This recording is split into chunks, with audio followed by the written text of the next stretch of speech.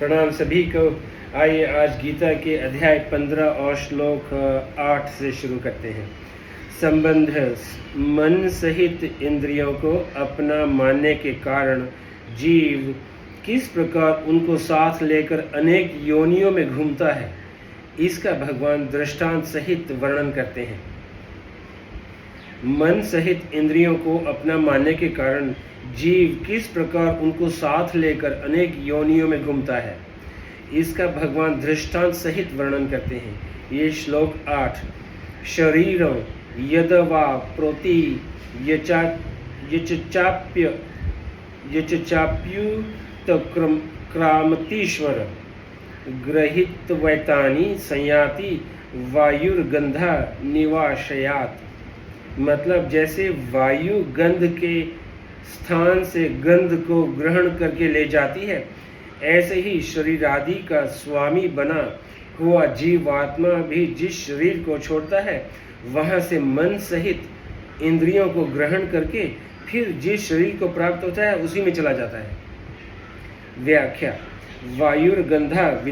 वायुर्गंधानि वाशयात्।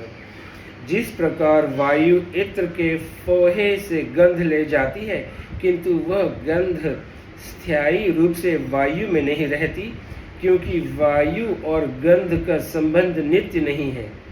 इसी प्रकार इंद्रियां, मन, बुद्धि, स्वभाव आदि मतलब सूक्ष्म और कारण दोनों शरीरों को अपना मानने के कारण जीवात्मा उनको साथ लेकर दूसरी योनि में जाता है। जैसे वायु तत्वत गंध से निर्लिप्त है, ऐसे ही जीवात्मा भी तत्वत मन, इंद्रियां, शरीर आदि से निर्लिप्त है। परंतु इन मन, इंद्रियां, शरीर आदि में मैं मेरेपन की मान्यता होने के कारण वह जीवात्मा इनका आकर्षण करता है। जैसे वायु आकाश का कार्य होते हुए भी पृथ्वी के अंश गंध को साथ लिए घूमती है, ऐसे ही जीवात्मा परमात्मा का सनातन अंश होते हुए भी प्रकृति के कार्य प्रतिक्षण बदलने वाले शरीरों को साथ लिए भिन्न भिन्न योनियों में घूमता है। जड़ होने के कारण वायु में यह विवेक नहीं है कि वह गंध को ग्रहण न करे, परंतु जीवात्मा को तो यह विवेक और सामर्थ्य मिला हुआ है कि वह जब चाहे तब शरीर से संबंध मिटा सकता है। भगवान ने मनुष्य मात्र को यह स्वतंत्रता दे रखी है कि वह चाहे जिससे संबंध जोड़ सकता है और चाहे जिससे संबंध तोड़ सकता है। अपनी भूल मिटाने के लिए केवल अपनी मान्यता बदलने की आवश्यकता है कि प्रकृति के अंश इन स्थूल, सूक्ष्म और कारण शरीरों से मेरा जीवात्मा का कोई संबंध नहीं है। फिर जन्म मरण के संबंधन से सहज ही मुक्ति है। भगवान ने यहाँ 3 शब्द दृष्टांत के रूप में दिए हैं। एक वायु, दूसरा गंध और तीसरा आशय। आशय कहते हैं स्थान को। जैसे जलाशय मतलब जल और आशय अर्थात जल का स्थान। यहाँ आशय नाम स्थूल शरीर का है।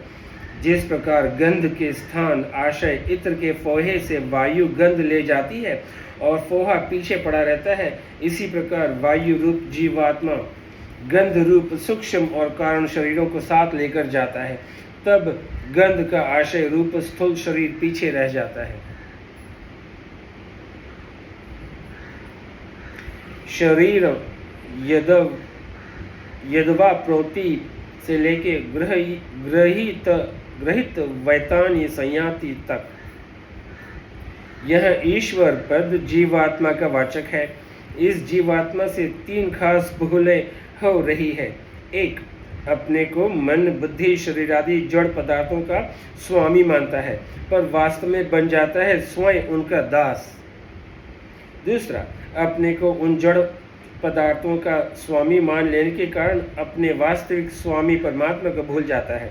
और तीसरा, जड़ पदार्थों से माने हुए संबंध का त्याग करने में स्वाधीन होने पर भी उनका त्याग नहीं करता। परमात्मा ने जीवात्मा को शरीर आदि सामग्री का सदुपयोग करने की स्वाधीनता दी है। उनका सदुपयोग करके अपना उद्धार करने के लिए ये वस्तुएं दी हैं, उनका स्वामी बनने के लिए नहीं। परंतु जीव से ये बहुत बड़ी भूल होती है कि वह उस सामग्री का सदुपयोग नहीं करता, प्रत्युत अपने को उनका मालिक मान लेता है, पर वास्तव में उनका गुलाम बन जाता है।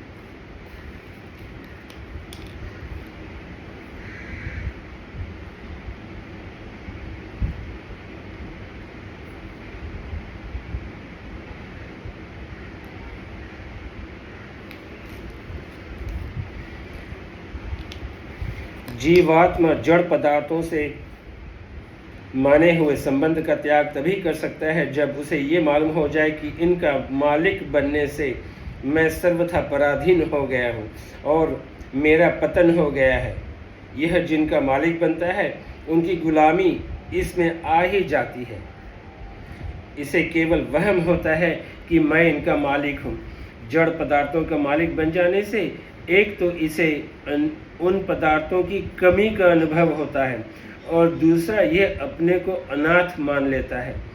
जिसे मालिकपना या अधिकार प्यारा लगता है वह परमात्मा को प्राप्त नहीं कर सकता, क्योंकि जो किसी व्यक्ति, वस्तु, पद आदि का स्वामी बनता है वह अपने स्वामी को भूल जाता है। यह नियम है। उदाहरणार्थ, जिस समय बालक केवल माँ को अपना मानकर उसे ही चाहता है उस समय वह माँ के बिना रह ही नहीं सकता, किंतु वही बालक जब बड़ा होकर गृहस्थ बन जाता है और अपने को स्त्री, पुत्र आदि का स्वामी मानने लगता है तब उसी माँ का पास रहना उसे सुहाता नहीं। यह स्वामी बनने का ही परिणाम है। इसी प्रकार यह जीवात्मा भी शरीर आदि जड़ पदार्थों का स्वामी ईश्वर बनकर अपने वास्तविक स्वामी परमात्मा को भूल जाता है, उनसे विमुख हो जाता है। जब तक ये भूल या विमुखता रहेगी तब तक जीव आत्मा दुख पाता ही रहेगा। ईश्वर पद के साथ अपि पद एक विशेष अर्थ रखता है कि यह ईश्वर बना जीवात्मा वायु के समान असमर्थ, जड़ और पराधीन नहीं है। इस जीवात्मा में ऐसी सामर्थ्य और विवेक है कि ये जब चाहे तब माने हुए संबंध को छोड़ सकता है और परमात्मा के साथ नित्य संबंध का अनुभव कर सकता है, परंतु संयोग जन्य सुख की लोलुपता के कारण यह संसार से माने हुए संबंध को छोड़ता ही नहीं और छोड़ना चाहता भी नहीं। जड़ता से तादात्म्य में छूटने पर जीवात्मा शरीरों को साथ ले जा सकता ही नहीं। जीव को दो शक्तियां प्राप्त है, एक प्राण शक्ति और दूसरी इच्छा शक्ति। प्राण शक्ति जिससे श्वासों का आवागमन होता है और इच्छा शक्ति जिससे भोगों को पाने की इच्छा करता है। प्राण शक्ति हरदम क्षीण होती रहती है। श्वासोच्छ्वास के द्वारा प्राण शक्ति का खत्म होना ही मृत्यु कहलाती है। जड़ का संग करने से कुछ करने और पाने की इच्छा बनी रहती है। प्राण शक्ति के रहते हुए इच्छा शक्ति अर्थात कुछ करने और पाने की इच्छा मिट जाए तो मनुष्य जीवन मुक्त हो जाता है। प्राण शक्ति नष्ट हो जाए और इच्छाएं बनी रहें तो दूसरा जन्म लेना ही पड़ता है। नया शरीर मिलने पर इच्छा सहित तो वह वही पुनर्जन्म की रहती है, प्राण शक्ति नहीं मिल जाती है। प्राण शक्ति का व्यय इच्छाओं को मिटाने में होना चाहिए। निस्वार्थ भाव से संपूर्ण प्राणियों के हित में रत रहने से इच्छाएं सुगमता पूर्वक मिट जाती हैं। यह गृहीत्वा पद का तात्पर्य है जो अपने नहीं है उनसे राग, ममता, प्रियता करना। जिन मन इंद्रियों के साथ अपनापन करके जीवात्मा उनको साथ लिए फिरता है वे मन इंद्रियां कभी नहीं कहती कि हम तुम्हारी हैं और तुम हमारे हो। इन पर जीवात्मा का शासन भी नहीं चलता। जैसा चाहे वैसा रख सकता नहीं, परिवर्तन कर सकता नहीं, फिर भी इनके साथ अपनापन रखता है जो कि भूल ही है। वास्तव में यह अपनेपन का मतलब राग ममता युक्त संबंध ही बांधने वाला होता है। वस्तु हमें प्राप्त हो या न हो, बढ़िया हो या घटिया हो, हमारे काम में आए न आए, दूर हो जाए या पास हो, यदि उस वस्तु को हम अपनी मानते हैं तो उससे हमारा संबंध बना हुआ ही है। अपनी तरफ से छोड़े बिना शरीर आदि में ममता का संबंध मरने पर भी नहीं छूटता। इसीलिए मृत शरीर की हड्डियों को गंगा जी में डालने से उस जीव की आगे गति होती है। इस माने हुए संबंध को छोड़ने में हम सर्वथा स्वतंत्र तथा सबल हैं। यदि शरीर के रहते हुए ही हम उससे अपनापन हटा दें तो जीते ही जी मुक्ति हो जाए। जो अपना नहीं है उसको अपना मानना और जो अपना है उसको अपना न मानना, ये बहुत बड़ा दोष है, जिसके कारण ही पारमार्थिक मार्ग में उन्नति नहीं होती। इस श्लोक में आया एतानी पद 7वें श्लोक के मन षष्ठानि इंद्रियाणि मतलब 5 ज्ञानेंद्रियां तथा मन का वाचक है। यह एतानी पद को 17 तत्वों के समुदाय रूप सूक्ष्म शरीर एवं कारण शरीर मतलब स्वभाव का भी घोतक मानना चाहिए। इन सब को ग्रहण करके जीवात्मा दूसरे शरीर में जाता है। जैसे मनुष्य पुराने वस्त्रों का त्याग करके नए वस्त्र धारण करता है, ऐसे ही जीवात्मा पुराने शरीर का त्याग करके नए शरीर को प्राप्त होता है। गीता वास्तव में शुद्ध चेतन मतलब आत्मा का किसी शरीर को प्राप्त करना और उसका त्याग करके दूसरे शरीर में जाना हो नहीं सकता, क्योंकि आत्मा अचल और समान रूप से सर्वत्र व्याप्त है। गीता शरीरों का ग्रहण करना और त्याग परिच्छिन्न एक देशीय तत्व के द्वारा ही होना संभव है, जबकि आत्मा कभी किसी भी देश काल आदि में परिच्छिन्न नहीं हो सकता। परंतु जब यह आत्मा प्रकृति के कार्य शरीर से तादात्म्य कर लेता है अर्थात प्रकृतिस्थ हो जाता है, तब